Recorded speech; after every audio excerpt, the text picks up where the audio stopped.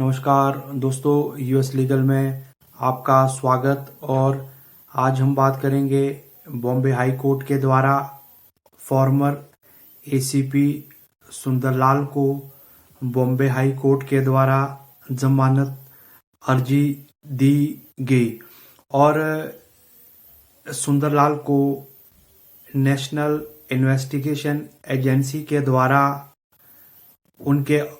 ऊपर आरोप लगाया गया कि इनका कुछ व्यक्तियों के साथ पिस्टल को देना और कुछ बारूद को देना, उनके ऊपर इस तरह के आरोप नेशनल इन्वेस्टिगेशन एजेंसीज के द्वारा लगवाए गए और इनके द्वारा याचिका को दायर किया गया, बेल याचिका को दायर किया गया। ये बेल याचिका इनके द्वारा 2019 में लगवाई गई थी बॉम्बे कोर्ट में और उसके बाद वहां से उन्हें याचिका में जमानत नहीं मिल पाई। तो इसके बाद सुंदरलाल के द्वारा बॉम्बे हाई कोर्ट को अप्रोच किया गया और बॉम्बे हाई कोर्ट का दरवाजे को खटखटाया गया और वहां पर इनके द्वारा जस्टिस डबल बेंच के जस्टिस शिंदे और एसजे जमादार के द्वारा याचिका को सुना गया और उनके द्वारा निचले कोर्ट के ऑर्डर को सेट असाइड किया गया और साथ में उन्होंने सुंदरलाल की जमानत पर मुहर लगवा दी। और क्योंकि इनके द्वारा सुंदरलाल के ऊपर एनआईए के द्वारा नेशनल इन्वेस्टिगेशन एजेंसी के द्वारा उनके ऊपर आरोप था कि इनका कुछ व्यक्तियों के साथ तालमेल है और कुछ व्यक्तियों के साथ कुछ सीक्रेट इंफॉर्मेशन को साझा करना, और ये जो व्यक्ति थे जिनके साथ इनके द्वारा सीक्रेट इंफॉर्मेशन दी जाती थी, ये व्यक्ति लश्कर तोयबा के थे, ये व्यक्ति आईएसआईएस के साथ संलिप्त थे और इनके ऊपर ये आरोप पत्र लगे हैं। और इनके जब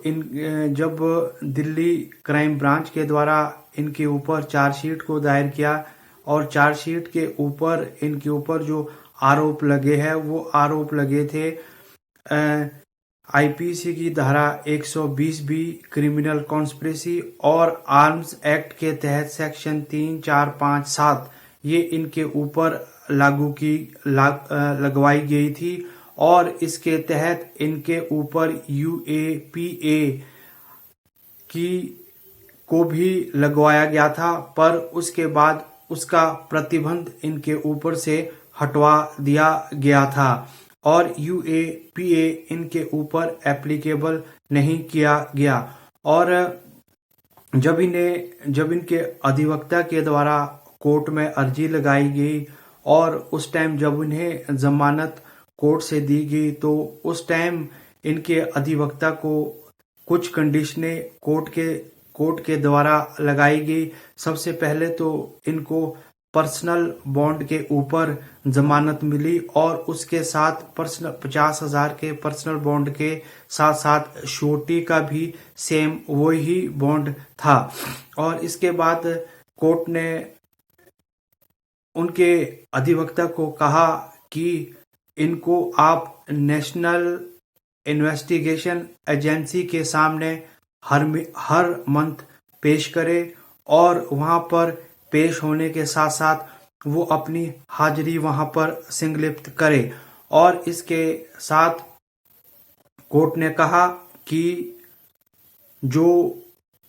और अक्यूज्ड है उनके साथ भी सुंदरलाल का कोई भी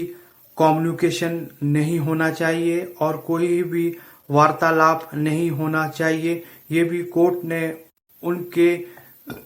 बेल के दौरान उनको ये डायरेक्शन दी। और उसके बाद कोर्ट ने कहा कि सुंदरलाल एप्लीकेंट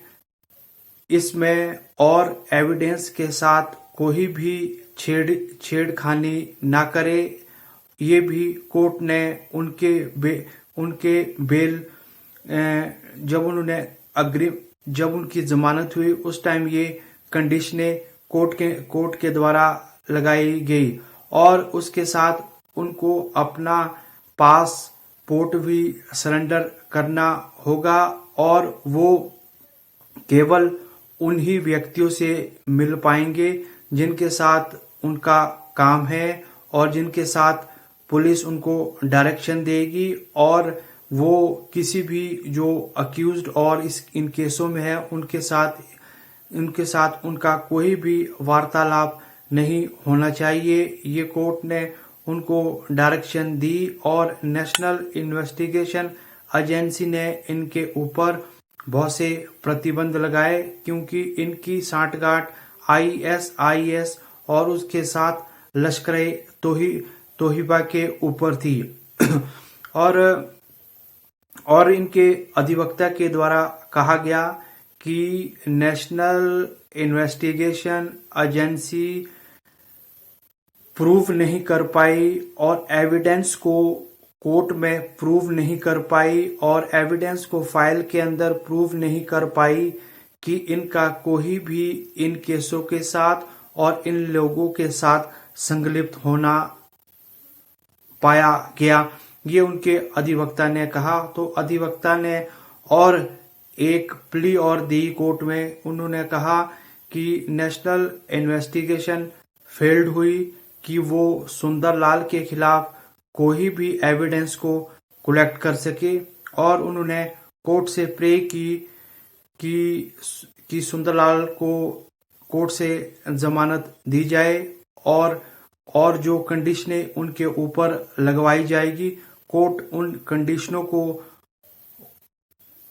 कंडीशनों को सुंदरलाल के ऊपर इम्पोज करेगा और उसके साथ साथ जो कोर्ट उनके ऊपर कंडीशनें लगाएगा उसको सुंदरलाल भी फॉलो अप करेगा। और